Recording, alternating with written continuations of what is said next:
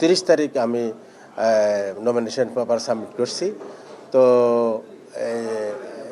চিটাগং থেকে আমাকে তো তারা চট্টগ্রাম না ওই যে বিভাগীয় কমিশনার অফিস থেকে 4 তারিখ বাছাইয়ের সময় আমার এটা নামঞ্জুর করা হয়।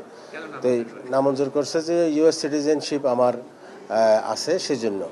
তো আমি ওখানে তো ডকুমেন্ট দিছি যে আমি এটা সারেন্ডারের জন্য অ্যাপ্লিকেশনও দিছি এবং আমাকে অ্যাপয়েন্টমেন্টও দিছে ইউএস এমবাসি এবং সেখানে আমাকে ওই সার্টিফিকেট অফ ন্যাশনালিটি, পাসপোর্ট এবং সোশ্যাল সিকিউরিটি নিয়ে যাওয়ার জন্য বলছে। এই অ্যাপয়েন্টমেন্টও আমাকে দিছে।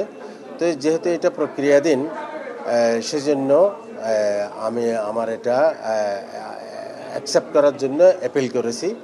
তো এই অ্যাপিলেও তারা যেহেতু সিএলএন নাই সেজন্য তারা অ্যাকসেপ্ট করে নাই।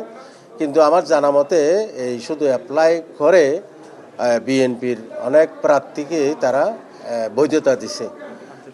আব্দুল আওয়াল মিন্টু, শ্যামা ওবায়েদ, তারপরে হচ্ছে কয়সার আহমদ, ওসমান ফারুক, তারপরে হচ্ছে মালেক, এই ধরনের অনেককেই তারা অ্যাকসেপ্ট করেছে। তো এই কাজেই এটা যেহেতু নমিনেশন দেবার আগে তো সারেন্ডার করার কোয়েশ্চেন আসে না, তো সেজন্য আমি নমিনেশনের পরেই তো সারেন্ডার প্রক্রিয়াটা শুরু করব।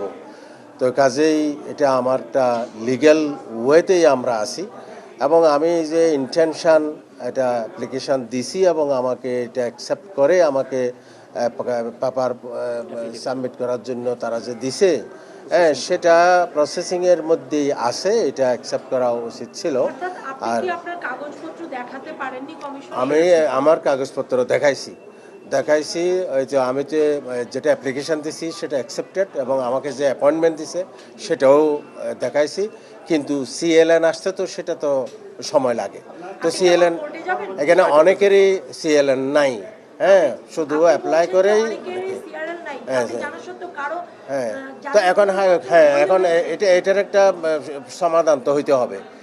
কাউকে আপনি অ্যাকসেপ্ট করবেন, কাউকে করবেন না, তাহলে এটা তো লেভেল প্লেয়িং ফিল্ড হলো না, জাস্টিস ফর সবার জন্য সেম হলো না। এটা মানে এই জন্যই আমাদের প্রতিবাদ। যদি কাউকে না করতো তাহলে আমার কোনো অবজেকশন ছিল না, আর যেহেতু অনেককেই করছে তাহলে আমাকেও করতে হবে, নইলে তো না ওই যে এটা তো রিটার্নিং অফিসাররা বিভিন্ন জায়গায় এটা অ্যাকসেপ্ট করছে সেজন্য আমি ব্যারিস্টারের সাথে কথা বলে সেটা সিদ্ধান্ত নেব।